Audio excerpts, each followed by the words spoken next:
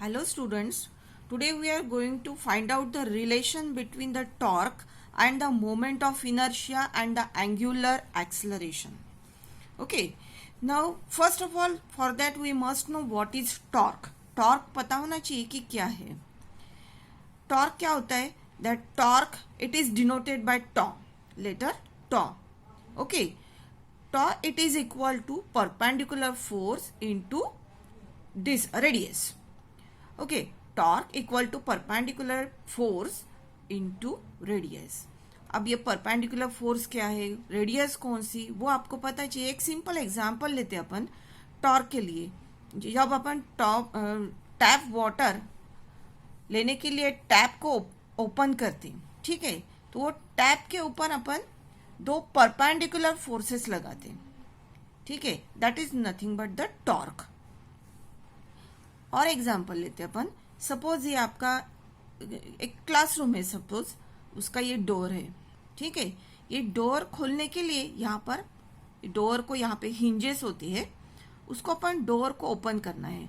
अगर डोर के एकदम साइड में जाके फोर्स परपेंडिकुलर फोर्स अप्लाई किया, ठीक है, तो ये यहाँ से यहाँ तक का डिस्टेंस आर हो जाएगा. तो torque it is equal to force into distance, that is the radius. समझ में आ गया आपको. So tau it is equal to F into R. Same case if force applied is same, वही रूम पे अगर वो डोर के ऊपर आपने थोड़ा सा सेंटर में से परपेंडिकुलर फोर्स लगाया, यहां पे डिस्टेंस क्या हो जाएगा, R1 डिस्टेंस हो जाएगा. So tau it is equal to F into R1. Now see here the force which is applied is same.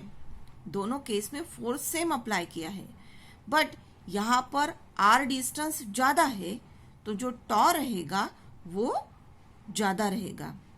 So rotational effect जो रहेगा उसका वो ज्यादा हो जाएगा. मीन्स अगर टॉ इंक्रीज करते हो आप, तो रोटेशनल इफेक्ट ज्यादा रहेगा, आपका डोर जल्दी से खुल जाएगा. लेकिन अगर आर कम करते हो, अगर ये R1 कम हो गया तो tau they are directly proportional, torque कम हो जाएगा.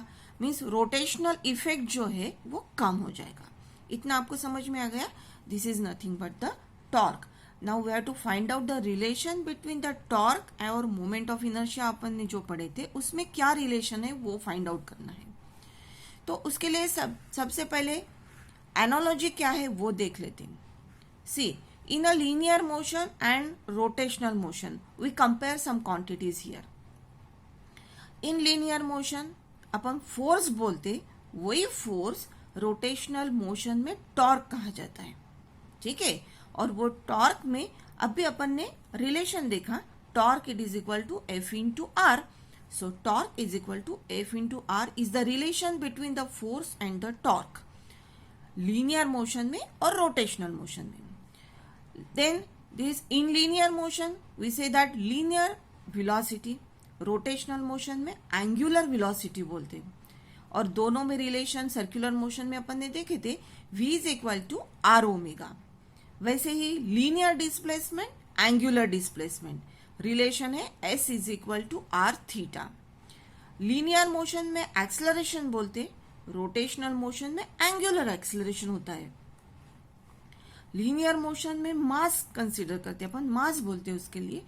रोटेशनल मोशन में उसी मास को अपन मोमेंट ऑफ इनर्शिया बोलते हैं. और इसमें रिलेशन देखे थे अपन ने, I is equal to M R square, ये आपको पता है. This one and this three we have studied in a circular motion. Linear motion और एंगुलर मोशन में A is equal to R alpha. Okay, now ये सभी relation दोनों linear और रोटेशनल में जो भी क्वांटिटीज दोनों इसका रिलेशन देखे. Now see here F it is equal to क्या होता है, मास इनटू एक्सेलरेशन. अभी फोर्स और एक्सेलरेशन में जो भी रिलेशन है वो फाइंड आउट किए. अभी रोटेशनल मोशन में फोर्स के लिए अपन टॉर्क बोलते, टॉ हो गया, ओके. और मास के लिए मोमेंट ऑफ इनर्शिया हो गया, एंड एक्सेलरेशन के लिए एंगुलर एक्सेलरेशन अल्फा. तो relation between torque and the angular acceleration क्या मिल जाएगा आपको, torque it is equal to I into alpha. ये इसी से आया है. F is equal to m into A, वैसे torque is equal to I into alpha, ये अभी आना चाहिए. ये रिलेशन आता है कि नहीं वो देखेंगे अपन. Relation between torque and the moment of inertia and angular acceleration, tau is equal to I alpha. Okay, now for that we consider this is a rigid body.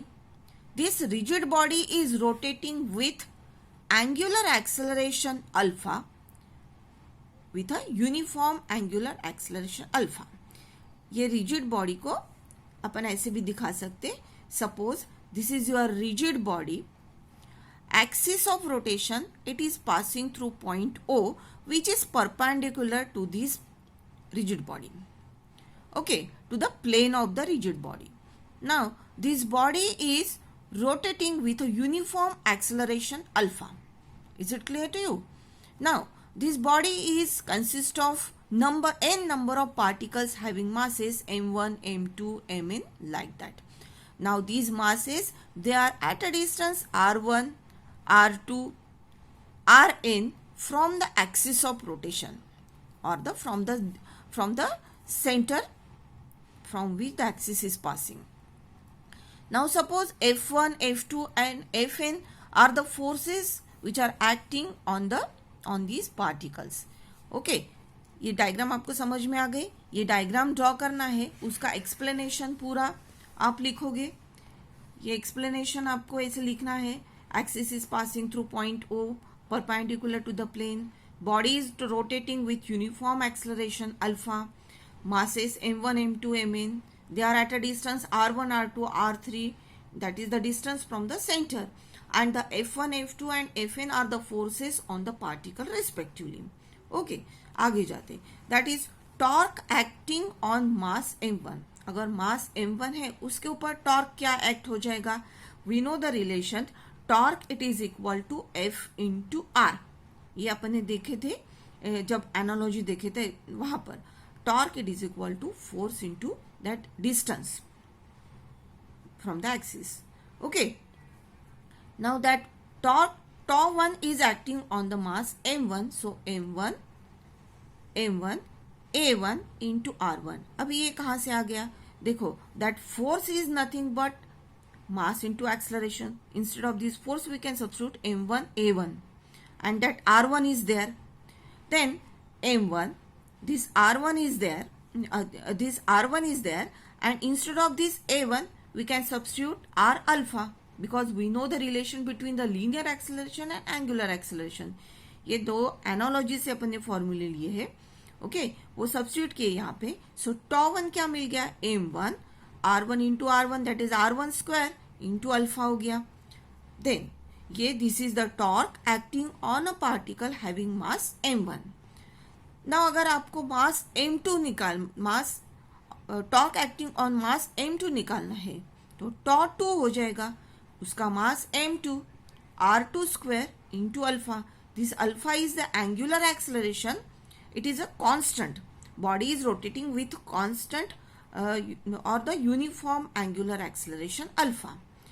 अगर टॉर्क निकालना है आपको mass having on a mass mn, तो tau n it is equal to mn rn square alpha. अभी total torque निकालेंगे. Total torque क्या हो जाएगा. Total torque acting on the body it is equal to tau1 tau2 up to tau n, सबकी addition. Substitute the value of tau1 here, m1 r1 square alpha, tau2 की रखे अपन ने m2 r2 square alpha, like that up to mn rn square alpha.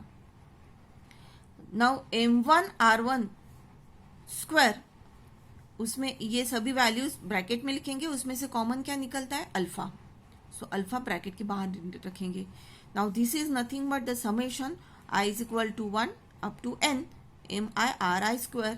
This is nothing but your moment of inertia. Tau it is equal to I alpha. Hence we prove that is the torque it is equal to product of moment of inertia and angular acceleration. Is it clear to you? ये question exam में पूछते हैं. इसको आपको ये पूरा derive करना पड़ेगा डायग्राम ड्रॉ करके पूरा. Next one, we find out relation between angular momentum and the moment of inertia and angular velocity. Okay, for that you must know what is angular momentum. अभी टॉर्क और angular acceleration के इसमें relation देखें. अभी आपको torque, अभी आपको angular momentum and angular velocity का रिलेशन देखना है क्या है. Okay, for that we must know what is angular momentum. Angular momentum, it is denoted by letter L. Okay, again we write some analogy here.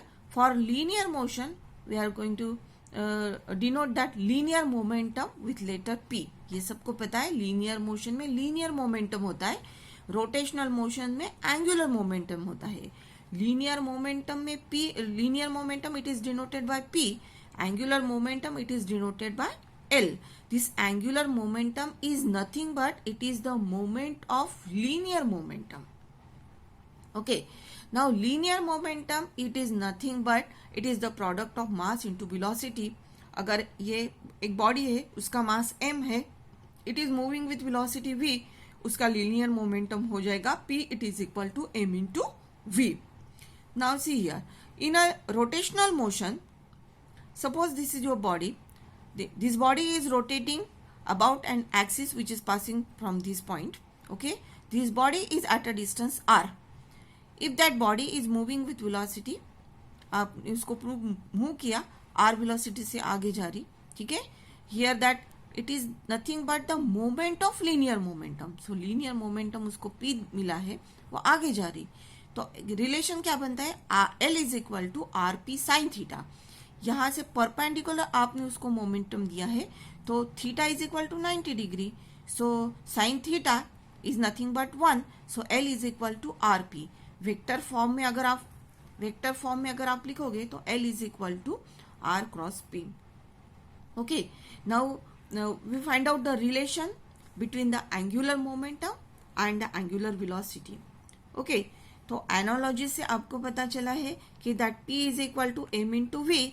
और rotational momentum में देखो, linear motion में P से denote की जाती है linear momentum. Okay, और यहाँ पर L से, मास लीनियर मोशन में m से, रोटेशनल मोशन में I से, लीनियर मोशन में वेलोसिटी v से, रोटेशनल मोशन में ओमेगा से. तो जैसे आपको linear momentum P is equal to M V पता है, वैसे आपको रोटेशनल मोशन में L is equal to I omega आना चाहिए. ओके, तो ये आपको प्रूव करना है relation between angular momentum and moment of inertia and angular velocity. Okay, now we prove here. For that, suppose this is your rigid body.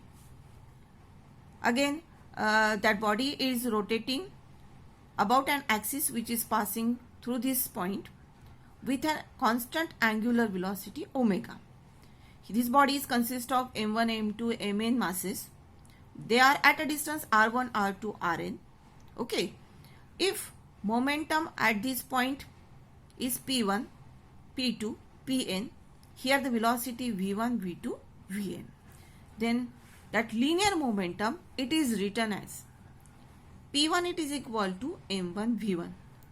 आपको पता है p is equal to mv, तो वहां पे जो लीनियर मोमेंटम रहेगा p1 it is equal to m1 v1, but v1 it is equal to r1 omega.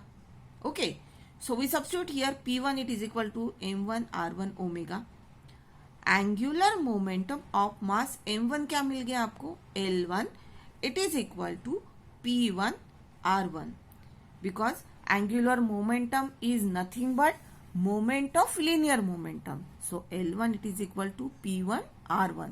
ये अपन ऊपर देखे थे, तो यहाँ पर P1 की वैल्यू सब्स्टिट्यूट करेंगे और R1 लिखेंगे. P1 is nothing but m1 r1 omega, m1 r1 omega. This r1 is there, so m1 r1 square omega.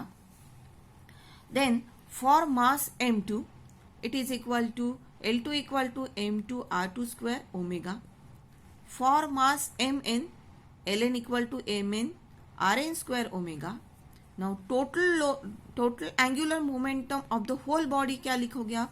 It is equal to L1 plus L2 plus up to Ln. Substitute the values. सभी L1, L2, Ln की निकालेंगे. यहाँ पर common निकलेगा, that is equal to omega. Okay, so we write L equal to what? Summation of I is equal to 1 n mi ri square omega. Instead of this we can write I omega. L is equal to I omega. It is in a scalar form, vector notation. It is a vector quantity, so we can write L equal to I omega. आपको ध्यान में रखना है, दो expression अपन ने देखी यहाँ पे, that is I L equal to angular momentum और एंगुलर वेलोसिटी का रिलेशन, एंड टॉर्क का इक्वेशन देखे थे, टॉर्क और एंगुलर एक्सेलरेशन का. Okay, is it clear to you? Thank you.